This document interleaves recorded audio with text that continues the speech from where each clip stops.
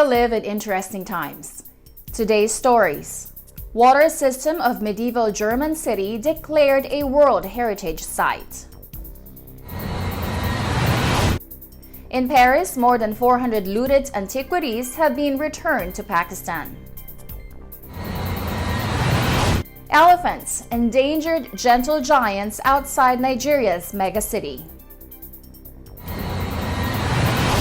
French mayor launches a bid to protect countryside sounds.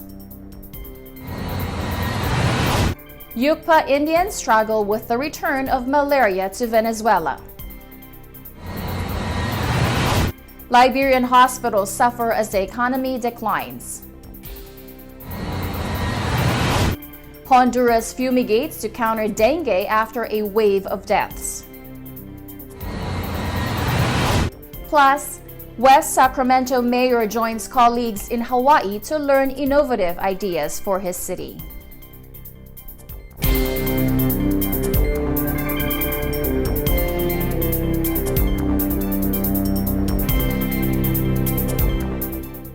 Hello everyone, I am Rose Papa Angeles, bringing you stories from around the globe.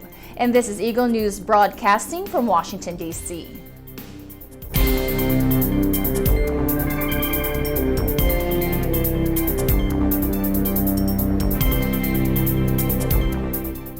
The German city of Augsburg was granted Saturday World Heritage status by UNESCO for its over 800-year-old water management system, boasting an aqueduct, water towers, ornate fountains, canals, and hundreds of bridges. The 2,000-year-old city in Bavaria state calls the system, which has since the Middle Ages provided clean drinking water and sanitation, an intricate interplay between the innovative spirit and a technical tour de force. The Old Town Center of Augsburg, located on Germany's Romantic Road, is crisscrossed with canals and boasts over 500 bridges, more than in Venice, according to the city. Thomas Weitzel, the city's cultural affairs director, said the history of water in Augsburg is linked to the cultural and artistic wealth of the city. Augsburg considered water such a precious asset that it has always sought to protect it. Augsburg's resourceful engineers were European forerunners in damming and redirecting river water from the Lech, Wurtach, and Singold streams. Water flowed via an aqueduct into water towers from 1416, making the waterworks at the city's Red Gate the oldest in Germany and also in Central Europe. The water flowed through hollowed pine logs connected with metal cast to ornamental fountains in the city, including the Mercury and Hercules fountains. It also entered the city's butcher's house, the Stad Metz, where the flowing water helped to cool the meat and dispose of the waste. Later, water power was used for industry, with water wheels driving mills and pumping stations as Augsburg became an early center of textile and paper production. More than 400 archaeological objects are handed over to Pakistan at a ceremony at the country's embassy in Paris, more than 10 years after their seizure by French customs.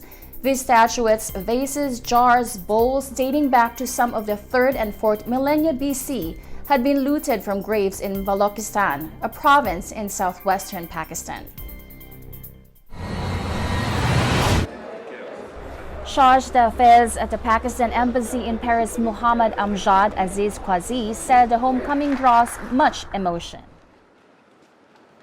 After so many years, it's like more than 10 years, these artifacts which were smuggled from Pakistan in 2006 and 7 and subsequently seized by French customs, they are now being returned to Pakistan. So it is a historic moment for Pakistan. It is also an emotional moment for Pakistan.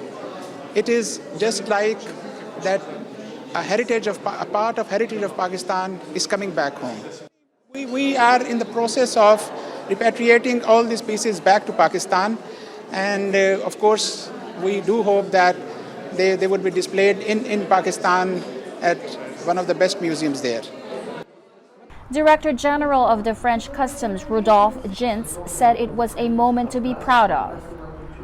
C'est une fierté, c'est même un peu d'émotion, parce que tous les jours on travaille pour protéger le territoire français, nos concitoyens des grands trafics. Et là, quelque part, après ce long travail, c'est un peu l'aboutissement du travail de terrain et nous restituons au peuple pakistanais un trésor qui n'a pas de valeur en réalité. Just 60 miles from downtown Lagos, Omo Forest is home to an estimated 100 forest elephants, shy relatives of their larger savanna cousins. But the survival of this rare species is hanging in the balance, threatened by rampant deforestation in their natural habitats. In southwest Nigeria's Omo Forest, these rangers are watching over one of the area's last natural reserves. The patrol is tasked with the protection of a rarely spotted species, the forest elephant, a shy relative of its larger cousins in the African savanna regions. Human activity like farming are a major challenge. The elephants are scared of humans, and as such, they take to flight, so it becomes difficult to actually trap them. This archive footage attests to the presence of elephants here in the forest, just 60 miles from Lagos. It's thought that 100 of the mammals live here. However, their survival is at risk, owing in large part to deforestation. These guards are compiling a growing list of trucks spotted carrying harvested trees, even in the area that is home to the elephants. Removing trees in elephant habitat is exposing them, whereby they will not be comfortable. They want to look for a better cover, so it displaces them from their original home to somewhere else. Much of the forest is a UNESCO protected biodiversity site, but not all of it. To cater to Nigeria's ever-expanding population, sections of the forest remain open for legal commercial activity by workers in local villages. Some people are dependent on having this access to the forest. I don't have any other work, any handwork again. That is why I come this place, come take forest, so and brush and plant cocoa. So when cocoa come out, I spray it and pump it. So when it starts to harvest them by myself, and I will sell it. So I will use it to make money, use it for my family. The rangers face a difficult balancing act protecting these animals while also allowing the villagers to make a living. It's a major challenge, but the survival of the last Nigerian forest elephants depends on their success. A mayor in the village of Gajac in southwest France has launched a campaign to protect the rights of cows to moo and donkeys to bray throughout rural France. Bruno Dionis de Jussieu, who is also a retired farmer, has asked the French government to classify the sounds of rural France as part of the country's heritage. He says the sound of the countryside should be granted heritage protection because more and more newcomers bothered by the noise are suing villagers. It's a disgrace that rural people have to go to court because of people who come from elsewhere. People from the city are welcome in the countryside, but only if they respect it, as it is, that's all. We're not asking any more than that. When I go to town, do I ask for the traffic lights and cars to be removed? In one high-profile case, a woman is being taken to court by the owners of a second home in Oleron Island off the French Atlantic coast.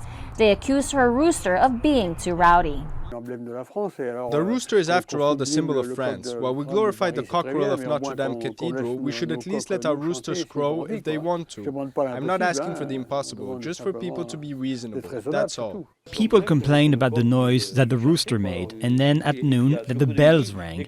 At some point, they had to decide if what they wanted was to be in the country and hear the bells and live a peaceful, quiet life. In the end, they didn't stay long. The mayor wrote to his constituents about his frustration. UPSOT, as he reads in the letter, we solemnly ask that the crowing of rooster, the ringing of church bells, the braying of donkeys, the familiar barking of dogs, the mooing of cows be declared national heritage and that no lawsuit can be brought against them from this day forward. Since then, he has received dozens of messages of support daily from all over France. The number of noise complaints has gone up and up in recent years. In 2016, a couple in southwestern France were forced to fill in a pond after their frogs were accused of croaking too loudly. Last summer, a mayor in the southeast of the country received complaints from holiday makers who wanted to silence the cicadas. Now Gajak's mayor is hoping that MPs will act quickly to stop urbanites imposing their ways on rural French life. Coming up, Yukpa Indians struggle with the return of malaria to Venezuela. Liberian hospitals suffer as the economy declines. Honduras fumigates to counter dengue after a wave of deaths. Plus, West Sacramento mayor joins colleagues in Hawaii to learn innovative ideas for his city.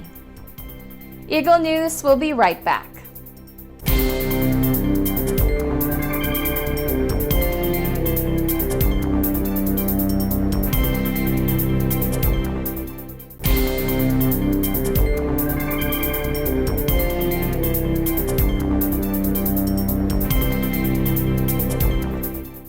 Welcome back. You're watching Eagle News. Malaria is making an unwelcome comeback in the remote villages of the Zulia region of Venezuela. Once eradicated among the Yukpa people, the disease has returned, with force adding to the difficulties of the crisis plaguing the country. The sweltering heat of the Venezuelan forest makes no difference to Jose Gregorio, who trembles with a cold chill. He said he has pain everywhere. Gregorio has the classic symptoms of malaria, a disease eradicated years ago among his Yukpa indigenous people, but it's back with a vengeance all across crisis-struck Venezuela. His worried wife Marisol says he had sore joints and then started vomiting, and it's been 4 or 5 days since he's eaten anything. Bueno, a mí me duró 5 días. Después cuando comenzaba a tomar el tratamiento, a los 2 días fue que se nos quitó el... Bueno, y después cayó el bebé también. El chiquitico también agarró paludismo también. He bajado peso. Ayer el médico me pesó 37.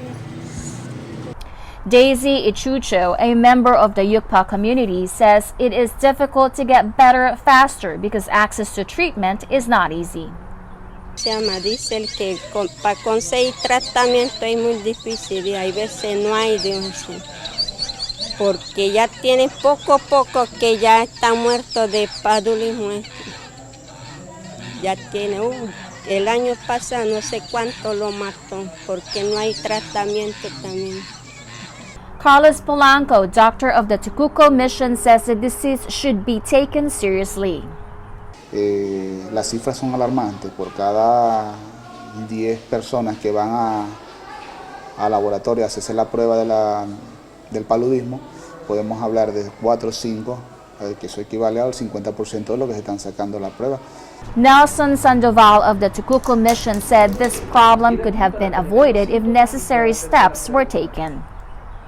Eso sucedió, esto es una zona endémica de paludismo, de malaria. Esto sucedió porque el gobierno eliminó el programa de fumigación y de entrega de tratamientos en las comunidades. Conditions for healthcare are deteriorating in Liberia as President George Weah struggles with the effects of the declining economy. Hospitals in rural parts of the country lack medication and electricity. At Phoebe Hospital in Bong County in central Liberia, staff say a lack of drugs is already proving fatal for patients. We don't have drugs. People come in this hospital, if you have to tell them to go and buy medication, they go in Banga. Sometimes by the time they leave and go Banga and come back with medications, their relatives are already dead. Battered by years of civil war and then in 2014 to 2016 by the worst Ebola epidemic in history, Liberia's health sector is on its knees. The crumbling infrastructure lacks almost everything: medicine, beds, equipment, ambulances, even a reliable electric supply. Phoebe in central Bong County is the second largest hospital in Liberia with 200 beds and 7 doctors on its staff. Despite chronic shortages, it still manages to treat at least 2,500 patients every month. The issue has just been having the drugs available here. It's not really about getting it to the facility. So now that we've we have, a light at the end of the tunnel where we have enough medicine. We have got to move heaven and earth and make sure it gets to the downtrodden masses. According to the World Health Organization, total health expenditure per person per year is about $100, 87 euros, in Liberia, among the lowest in the world. There is fewer than one regional of district hospital per 100,000 people in the country of about 4.7 million. In 2010, according to the latest available data, there were 8 hospital beds per 10,000 people. The government will help us to bring medicine for us, to help us to improve our central hospital, because this is the only hospital we're depending on in the whole area. Honduran authorities fumigate houses and protect hospitals against the mosquito Aedes aegypti after dozens of Honduras have died from dengue. Mata el zancudo. Lo aleja por un buen tiempo, y ahí hay que darle educación a las personas también para el cuidado, porque el cuidado tiene que ser directamente de las personas que habitan las viviendas. No, la epidemia aquí en el bosque siempre ha estado, siempre hay muertos. Meanwhile, in Hawaii, more than 220 mayors across the U.S. gathered in Honolulu for their annual conference. Eagle News correspondent Alfred Acenas had a chance to meet one of those mayors who takes pride in his years of public service and most notably in his family's history. During a press briefing by the United States Conference of Mayors, Honolulu Mayor Kirk Caldwell introduced Eagle News to Mayor Christopher Cabaldon of West Sacramento, California. What caught us off guard was how Cabaldon introduced himself. So I am the senior Filipino-American mayor in the United States. I've been mayor since 1998 in West Sacramento, California. So I've been to many of these annual conferences, but it's great to be here in Hawaii with the representation of the Philam community. This is where my great-grandparents and grandfather came from the Philippines to California. It was through Honolulu. Given his decades as a public servant, Cabaldon looked forward to working with other U.S. mayors in their 4-day annual meeting to learn innovative ways to better serve his constituents back home. So at this meeting, we're both working hard around big national policies around immigration and infrastructure and innovation and technology. But also I'm here to just learn, what are other mayors doing in the United States that I can steal? Great ideas, great pilot projects. What are the lessons that they're learning and bring them back home, whether it's transportation or homelessness or education. There's some great ideas happening all across the United States and cities, and I want to see what I can bring back home to West Sacramento. The Filipino-American also briefly shared his vision for West Sacramento in regards to current issues such as climate change. Climate change is affecting everywhere, and although West Sacramento is not on the coast, we're surrounded by water, just rivers and levees. And so the impact of both sea level rise, but also changes to the forest management, to snowpack, is driving major risks for our people. So we have made a commitment to get to zero new carbon by 2040, maybe even more aggressively. It's one of the most aggressive plans in America to try to do our part to reduce the worst effects of climate change, not just in our city, but around the planet. Finally, Cabaldon expressed hope that more Filipino Americans would get involved in and make a difference in their respective communities. There aren't enough Filipino American elected officials in the United States and not enough mayors. So it's really important to be here and to be visible and to show people who we are as a community and to build support and alliances throughout the country with other mayors. Cabaldon was just one of more than 220 mayors who attended their annual meeting recently held at the Hilton Hawaiian Village. Reporting from Waikiki in Hawaii, I'm Alfred Acenas, 1 with 25. That is today's Eagle News. Join us tomorrow for stories that matter to you. Visit our websites at eaglenews.net and eaglenewslive.com. Follow us on Twitter at twitter.com/eaglenews and on Facebook at facebook.com/eaglenews. Thank you for watching. I am Rose Papa Angeles, and I am 1 with 25.